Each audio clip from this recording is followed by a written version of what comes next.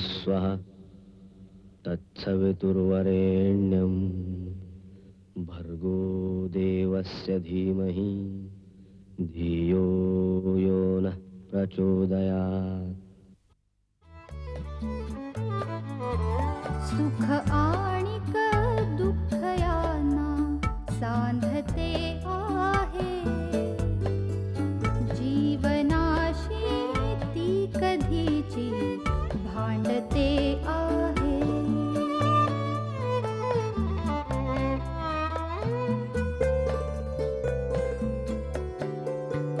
दोन डोळ्यांनी मुक्याने बोलताना ती वेगळे काहीतरी बघ सांगते आहे.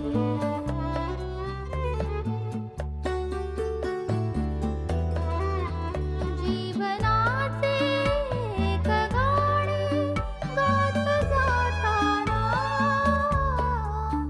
वेगळीशी चाल त्याची बांधते आहे. जीवनासाठी जणू ही अकस्मिता सुखाणिक दुःख वेडी अवंतिका.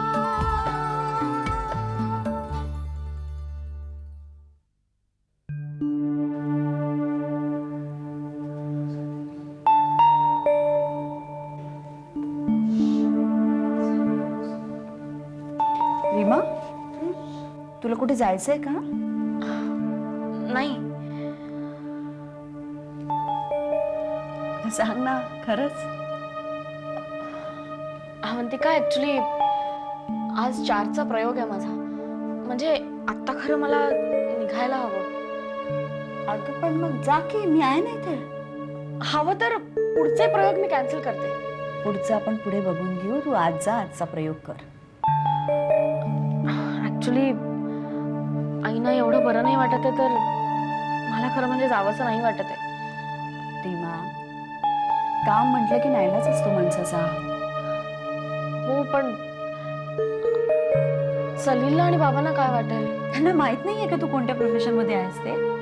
अगं नोकरी असली की रजा तरी काढता येते. नाटकाचा प्रयोग कसा कॅन्सल करणार? थँक्स अवंतिका, मला समजून घेतल्याबद्दल. ओके ओके ओके, आता जा, उशीर होईल.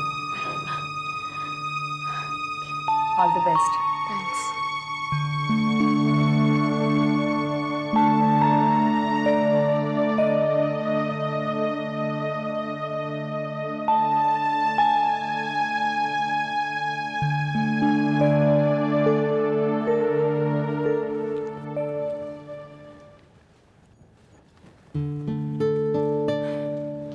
तुझी फ्लाईट आणि अनिश किती डिले झाली. मला अक्षरशः कंटाळा आला तुझी वाट बघता. पण मलाही कळत नाही तुला यायची गरज काय होती. घरी बसायचंच ना. माझा मी आलो असतो. वा रे वा, तू इतक्या दिवसांनी परत येतोयस. मी घ्यायला सुद्धा नाही यायचं तुला. काहीतरीच आहे तुझं. बाकी जयपूर मस्त मानवलेलं दिसतंय तुम्हाला. बारीक झालोय ना. चल. ए अनिश, तुला अवंतिकाच्या आईचं कळलं? कळलं. सलीलचा फोन आला होता मला. काय ग, एकदम किडनी प्रॉब्लेम. त्या आवीच्या बिचारीच्या मागे काही ना काहीतरी लागलेलंच असतं. काय अवस्था झाली असेल तिची. तू एकदा जाऊन भेटून ये ना त्यांना. आधी फ्रेश होतो आणि मग तिला फोन करून बघतो.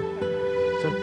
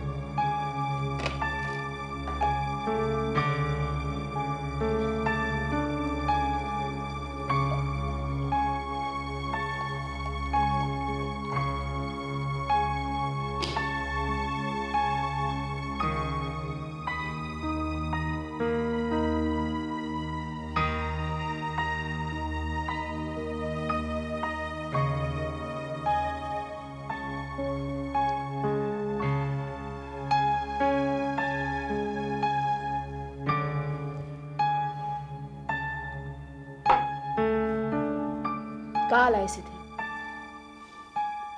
आपण जरा बसून बोलूयात का?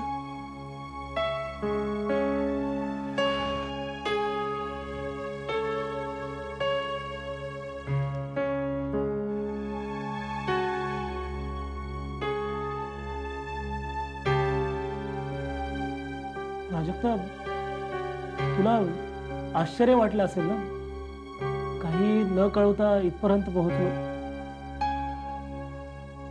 तुला भेटायला. हे मला माहिती आहे तुला आवडणार नाही, पण तरीही आलो. कामासाठी कंपनीनं इंडियामध्ये पाठवलं. इथपर्यंत आलो तो म्हणून इथं आलो तुला भेटायला. त्याची काही गरज नव्हती जय.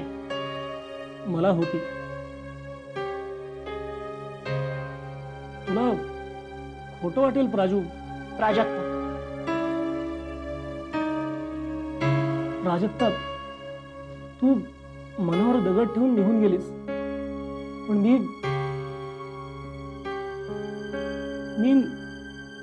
नाही राहू शकलो एकटा तुझ्याशिवाय. हे सांगायला इथपर्यंत आलायस तू? खरं तर हो. फोनवरही सांगता आलं असतं हे. माहितीये मला, पण तुला प्रत्यक्ष बघायचं होतं, बोलायचं होतं तुझ्याशी. माझ्यावर चिडून निघून आलीस. काही बोलायची, तुला समजून सांगण्याची संधी सुद्धा मिळाली नाही मला. तू ऐकण्याच्या मनस्थितीतही नव्हतीस. निघून आलीस इकडे. मला वाटलं होतं की आपल्या माणसांमध्ये रमलीस की सगळं काही रुळावर येईल, शांत होशील, मला फोन करशील. पण त्याच्याऐवजी तू सेपरेशनचा निर्णय घेतलास. मग काय करायला हवं होतं मी? काय करायला हवं होतं? परक्या देशात माझा मानसिक छळ करणाऱ्या माणसाला मी पुन्हा आपलंसं करायला हवं होतं?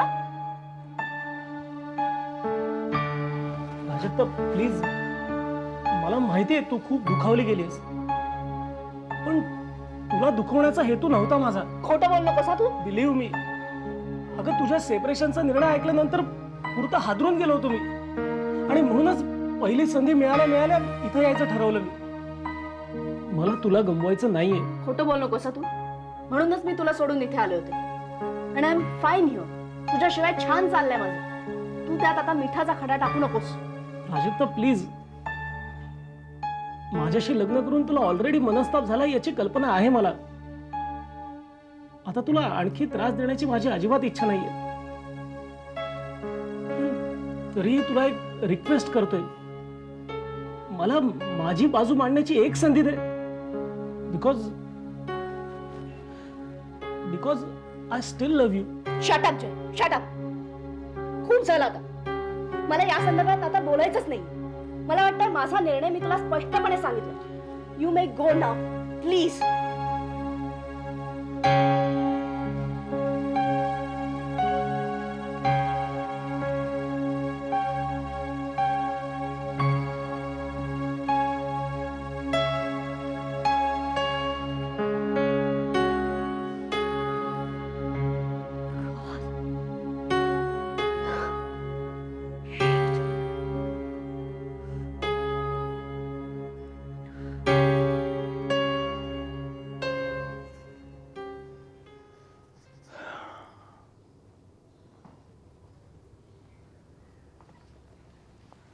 काय रे, मग कुठे होतीस तू? केव्हाची वाट बघतोय मी.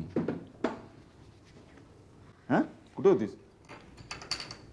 माझ्या घरी समीर जरा प्रॉब्लेम झाला.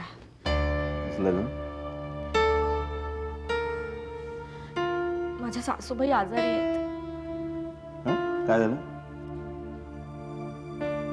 त्यांना हॉस्पिटलमध्ये ऍडमिट केलं. किडनीचा प्रॉब्लेम आहे म्हटला डॉक्टर. ट्रीटमेंट चालू आहे ना? सिरियस आहे.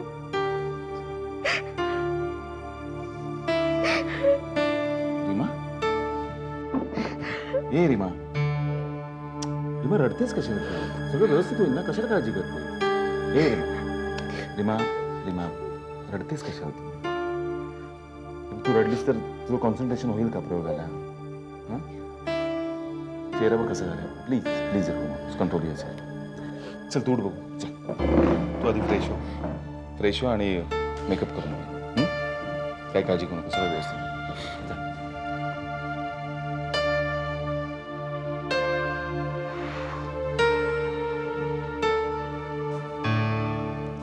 काय समीर, बोल बघू. काय चाललं काय होतं?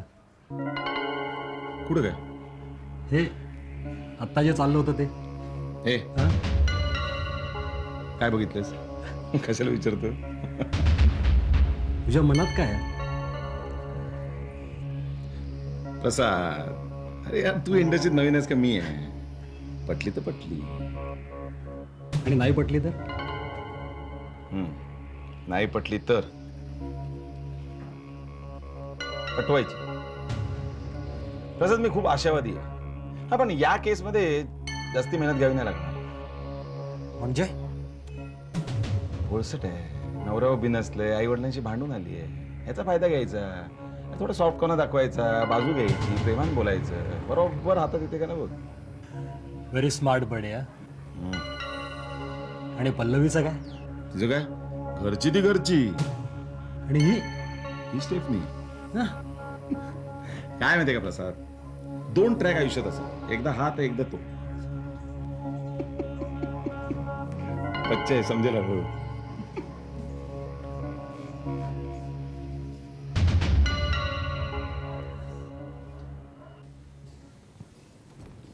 काय ग अवंतिका, रुक्मिणी सांगत होती आईची तब्येत बरी नाही म्हणून मुद्दाम भेटायला आलो. काय झालं का अचानक? काय कळलंच नाही, एकदम खूप पोटात दुखायला लागलं, लगेच हॉस्पिटलमध्ये नेता आलं. मग काय म्हणाले डॉक्टर? Kidney failure. ऍडमिट केलं तेव्हा इतकं सिरियस असेल असं वाटलंच नाही. चेकअप केल्यावर डायरेक्ट ICU मध्येच नेलं तिला. मग आता काय करायचं म्हणतात डॉक्टर? आत्ता डायलिसिसवर आहे, पण लवकरच किडनी ट्रान्सप्लांट करायला लागेल, त्याशिवाय पर्यायच नाही म्हटले डॉक्टर. मग आता कशाची वाट बघतायत डॉक्टर? अगं, जिवंत माणसाची किडनी बसवायला लागते, म्हणजे आता कोणीतरी डोनर शोधायला हवा, जो आपली किडनी स्वखुशीनं दान करायला तयार आहे. आणि समजा असा डोनर मिळाला तरी कुणाचीही किडनी बसवलेली नाही ग चालत. ती त्या पेशंटच्या शरीरामध्ये सूट व्हायला पाहिजे. सगळ्या तपासण्या आल्या, खूप मोठी प्रोसिजर आहे ग. काय ग बाई, तरी तरण्या ताठा माणसांच्याच नशिबी असले रोग. देव तरी कशाला असले दुखले देतो यांना. पण तू काही काळजी करू नकोस बाळा. हा, देव उभा राहील आपल्या पाठीशी. आपण कधी कुणाचं वाईट चिंतलेलं नाहीये, आणि बाबांनाही तूच धीर घ्यायला हवाच ना. आणि कधी काही लागलं तर सांग, आरेच चिंता करू नकोस. दवाखान्यात सुद्धा डबा बिबा द्यावा लागला तर हक्कानं सांग. खरंच काही लागलं तर नक्की सांगेन आजी.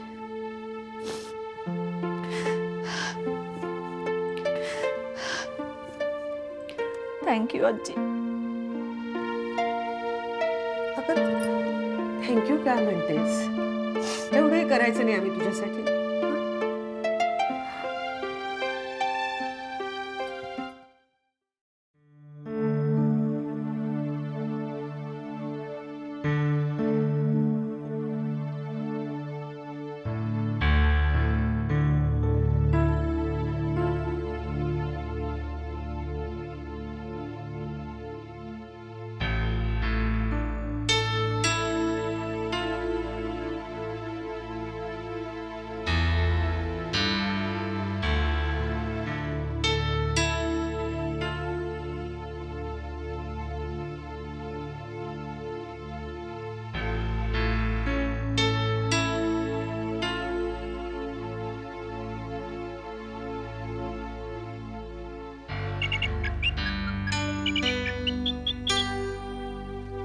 हा प्राजू बोल. दी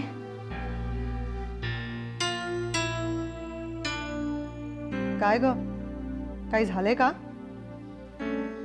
ती एक विचित्र गोष्ट घडली. काय? आज जय आला होता जय? कुठे? घरी. म्हणजे तो, अगं इंडियात का आलाय तो? हो, कसला तरी प्रोजेक्ट साठी आलाय आणि मला शोधत तिथे आला ग. बरं मग विचित्र काय यात? अगं अचानक आला आणि मला म्हणाला की आय एम मिसिंग यू, मला तुझी खूप आठवण येते, मी ज्या चुका केल्या त्या निस्तरायच्यात, मला एक संधी दे. बरं मग तू काय म्हणालीस?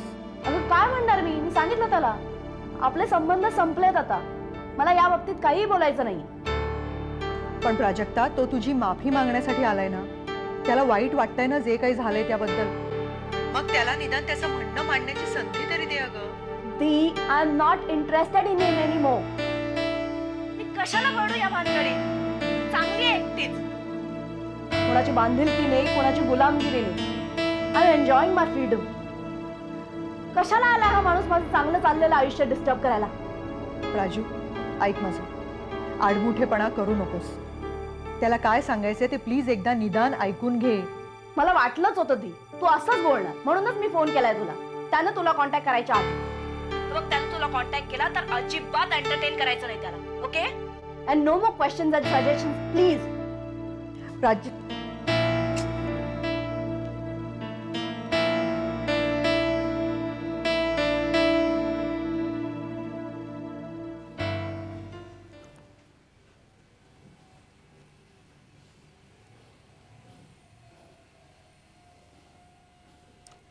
वहिनी, अहो जेवला बी नाही, थोडंसं दूध घ्या. नाही नको.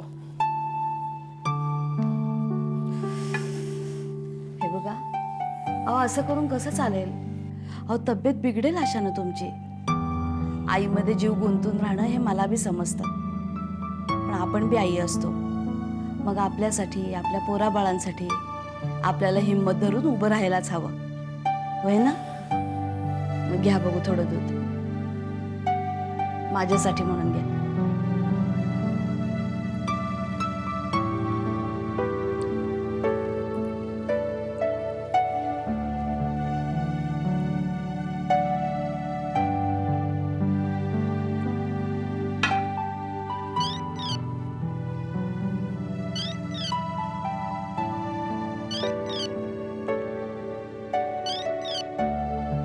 हॅलो.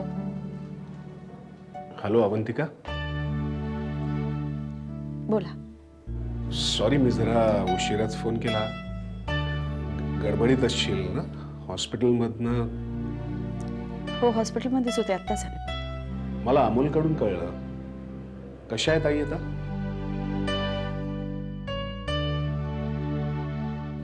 अवंतिका, अवी. हॅलो अवी, अवी शांत हो. बघ, she'll be all right, huh?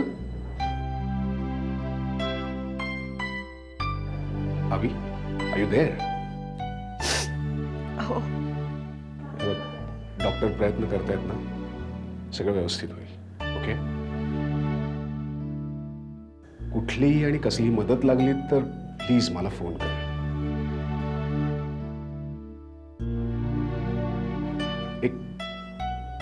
एक हक्काचा मित्र म्हणून तरी मला फोन कर please. Thanks sir. Okay, good night. Take care. Thanks.